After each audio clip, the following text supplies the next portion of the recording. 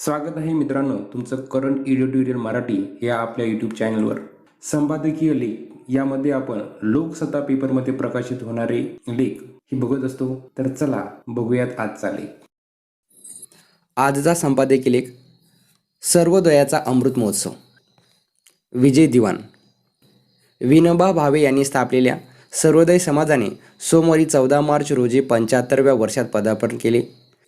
स्वातंत्र्य मिळाल्यानंतर गांधीजींच्या इच्छेनुसार सेवाग्राम येथे रचनात्मक व विधायक कार्यकर्त्यांची एक बैठक घेण्याचे ठरले.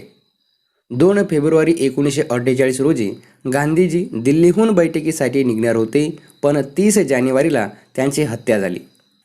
बदलत्या परिस्थितीत अशा बैठकीची आवश्यकता अधिक तीव्रतेने भासू लागल्याने 13 ते 15 मार्च 1948 रोजी सेवाग्राम येथे विधायक कार्यकर्त्याचे संमेलन आयोजित करण्यात आले. संमेलनाचे अध्यक्ष राष्ट्रपती राजेंद्र प्रसाद होते.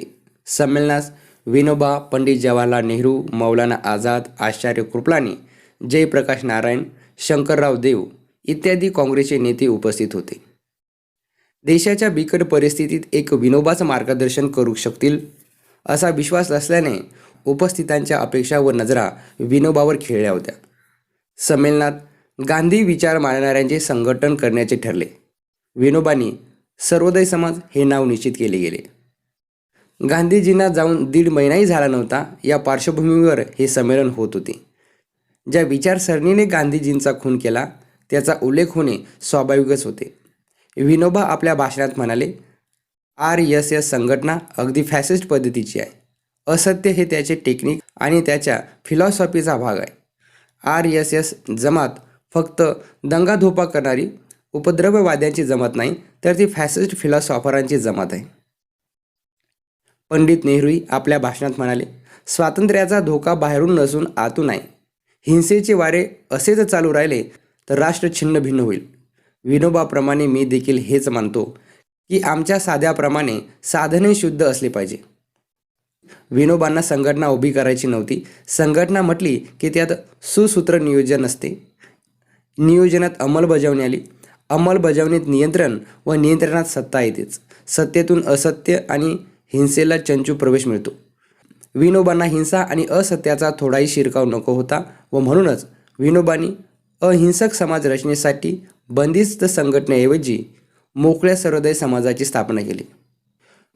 विनोबांनी सर्वोदय समाजाचे स्वरूप स्पष्ट करताना सांगितले की सर्वोदय समाज हा सहविचाराने, सहचिंतनाने, तत्व संकीर्तनाचे आणि नामजपाचे साधन व्हावे. जो विचार साऱ्या विश्वात पसरायचा असतो तो सदेह असत नाही, सदेहच असतो. म्हणून सर्वोदय विचारासाठी आम्ही ध्येय संघटन बनवित नाही, तर विश्वव्यापी ज्ञान प्रचारासाठी एक विदेशी रचना करीत आहोत. विनोबांचा सर्वभर अहिंसा, सत्य, साधनशुद्धीवर होता. विनोबांसाठी सर्वोदय हा मंत्र आहे. त्यांनी लिहिले, जिथे एक मंत्र संपतो तेथे परमेश्वर दुसरा मंत्र देतो आणि मग समाजाचे कार्य सुरू राहते. अशा प्रकारे मंत्राचा अवतार होतो. मंत्राचा अवतार हाच वास्तविक अवतार आहे.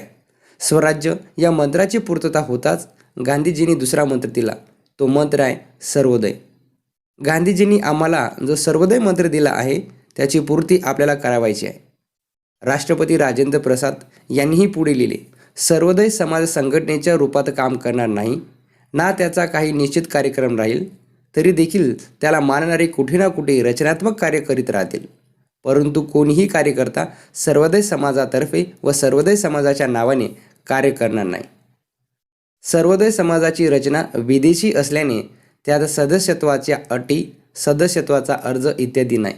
ज्याला सर्वोदयाचा विचार पटला आणि त्या विचाराने चालण्याचा जो प्रयत्न करू इच्छितो तो सर्वोदय समाजाचा सदस्य आहे हे गृहीत धरले गेले. सर्वोदय समाजाचे कार्यालय असेल व अस्थायी सर्वोदय समाज समिती स्थापन करून त्याद्वारे दरवर्षी संमेलन आयोजित केले जाईल असे ठरले. इतका पारिवारिक पद्धतीचा सर्वोदय समाज स्थापन केला गेला. सर्वोदय विचारांचा पाया एक दशव्रत आहे. शासनमुक्त, शोषणरहित, वर्गविहीन, अहिंसक समाज रचना हे सर्वोदयाचे अंतिम ध्येय आहे. सर्वांच्या उदयात माझा उदय आहे. माझे व समाजाचे हित एक आहे. कोणत्याही व्यक्तीचे वा समाजाचे हित दुसऱ्या व्यक्ती व समाजाच्या खऱ्या हिताच्या विरोधात असू शकत नाही, असा अत्यंत उदात्त विचार सर्वोदयाच्या मुळाशी आहे. सर्वोदय शब्दाचा अर्थ अंत्योदय, शब्दापेक्षा व्यापक आहे. अंत्योदय शब्दात इतर सगळ्यांचा उदय झाला आहे असे सूचित होते. वास्तविकता तशी नाही. श्रीमंताचे पतन झाले आहे हे पतन नैतिक आणि आध्यात्मिक आहे. धनिकांचे अतिरिक्त धन शोषण अर्थात असत्य आणि हिंसेने मिळविलेले आहे. श्रीमंताचे पतन झाले आहे आणि गरिबांचे उत्थान कधीही झालेले नाही. म्हणून श्रीमंत आणि गरिबांचा उद्धार व उदय आवश्यक आहे. सर्वोदय समाजाची स्थापना होताच पंडित नेहरू यांच्या सांगण्यावरून विनोबांनी दिल्ली, बिकानेर, पंजाब, हैदराबादला येथे निर्विसतामध्ये काम केले. आता विनोबांच्या पायाला भिंगरी लागली होती. सर्वोदयाच्या स्थापनेनंतर विनोबा सर्वोदय विचार सांगत भारतभर फिरत होते. 1951 नंतर तर त्यांची 13 वर्ष भूदान पदयात्रा चालली. या काळात विनोबांनी कार्यकर्त्यांना अनेक कृती कार्यक्रम दिले. भूदान, ग्रामदान, शांतीसेना, आचार्यकुल, लोकनीती, सर्वोदय पात्र इत्यादी उपक्रमाद्वारे तसेच 4 आश्रम स्थापन करून त्यांनी सर्वोदय विचार मूर्त स्वरूपात आणला. यामुळे हजारो कार्यकर्त्यांनी सर्वोदयाला जीवनदान दिले. अनेक कार्यकर्त्यांनी वेगवेगळ्या संस्था स्थापन केल्या व सर्वोदय विचार अधिकाधिक समाजभिमुख केला. विनोबांच्या सर्व कार्यात पंडित नेहरूंचे सहकार्य मिळत राहिले. नेहरू व विनोबांचे विचार एकमेकास परस्पर पूरक होते. स्वातंत्र्य मिळाल्यानंतर लगेचच जवाहरलाल नेहरू यांनी बहुपक्षीय लोकशाही, धर्मनिरपेक्ष राष्ट्रवाद, संमिश्र अर्थव्यवस्था व अलिप्तवादी परराष्ट्र धोरण या पायावर नव्याने काँग्रेसची उभारणी केली. तर सर्वोदयाने प्रत्यक्ष राजकारणात सहभागी न होता पक्षातीत राहून सेवेद्वारे अहिंसक समाज रचनेचे कार्य हाती घेतले. विनोबा व पंडित नेहरू या दोघांचे एकमेकांच्या सहकार्याने राष्ट्रबांधणी करण्याचे परस्पर पूरक धोरण होते. नेहरूच्या नंतर हे धोरण इंदिराजींनी पुढे सुरू ठेवले. मात्र 1977 नंतर आणीबाणीच्या प्रश्नावरून सर्वोदय व काँग्रेस यांच्यातील अंतर वाढू लागले. सर्वोदय समाजाच्या स्थापनेच्या वेळीस गांधी विचाराने कार्य करणाऱ्या सर्व संस्थांचे एकत्रीकरण करून सर्व सेवा संघ या संस्थेची निर्मिती करण्यात आली होती. संमेलनासाठी तात्पुरती सर्वोदय समाज समिती स्थापन करून त्यातर्फे सर्वोदय संमेलन आयोजित करण्यात येत असे. मात्र काही वर्षानंतर सर्व सेवा संघ या संस्थेने सर्वोदय समाज समिती अनधिकृत विसर्जित करून सर्वोदय समाजाच्या संमेलनाची जबाबदारी घेतली. त्यावेळी श्रीमन नारायण यांनी प्रखर विरोधही केला. पण या विरोधाला न जुमानता सर्व सेवा संघाचे नेतेच सर्वोदय समाजाचे अध्यक्ष नियुक्त करू लागले व त्यांनी सर्वोदय समाजाची स्वायत्तता काढून घेऊन सर्वोदय समाजाला नामधारी केले व सर्व सूत्रे आपल्या हाती घेतली. सर्व सेवा संघाची हीच नेते मंडळी पुढे 1977 साली आणीबाणीच्या काळात विनोबांच्या विचारापासून फारकत घेत जयप्रकाशजींच्या आंदोलनात उतरले. त्याबरोबर विनोबांनी 11 सप्टेंबर 1975 पासून सर्व सेवा संघाला देत असलेले आपले उपवासदान देणे बंद केले व सर्व सेवा संघाचा नैतिक पाठिंबा काढून घेतला. आणीबाणीच्या काळात जेलमध्ये RSSच्या संपर्कात आल्याने सर्व सेवा संघाची ही मंडळी RSSच्या प्रभावाखाली आली. पुढे तर ठाकूरदास बंग, अण्णासाहेब सहस्त्रबुद्धे, आचार्य राममूर्ती, RK पाटील, देवेंद्र गुप्ता इत्यादी सर्वोदयांची नेते मंडळी नागपूरला RSSच्या कार्यालयात बाळासाहेब देवरस, मागो वैद्य यांना भेटली. या बैठकीत सर्वोदय व RSS यांनी एकत्र काम करण्याचे व त्यासाठी 17 मार्च 1979 रोजी सेवाग्राम येथे संयुक्त बैठक घेण्याचेही ठरले. पण काही कारणांनी ही बैठक होऊ शकली नाही. याच नेते मंडळीच्या पठडीत तयार झालेल्या व RSS जर फॅसिस्ट असेल तर मीही फॅसिस्ट आहे असे म्हणणाऱ्या जयप्रकाशजींच्या संपूर्ण क्रांतीच्या विचाराने प्रभावित असलेल्यांच्या हातात आज सर्व सेवा संघ व सेवाग्राम आश्रमही आहे.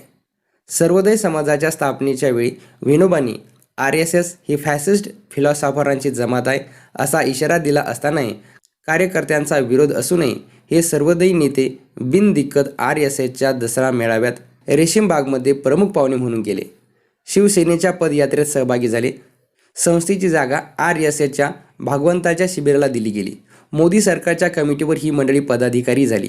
आज सर्व सेवा संघातही आपसात भांडणे सुरू असून दोन गटांची भांडणे थेट उच्च न्यायालयापर्यंत गेली आहेत. तथाकथित सर्वोदय नेते जरी मार्गभ्रष्ट व तत्वच्युत झाले असेल तरी असंख्य कार्यकर्ते सर्व सेवा संघापासून अलिप्त राहून विनोबांच्या विचारानुसार सर्वोदयाचे कार्य करीत आहेत. नई तालीम विचारानुसार शाळा, जाती अंतासाठी स्वच्छता व मृत गुरांचे शवछेदन, नशाबंदी, वाचनालय, आचार्यकुल, खादी निर्मिती, आश्रम इत्यादीद्वारे कार्यकर्ते कार्यरत आहेत.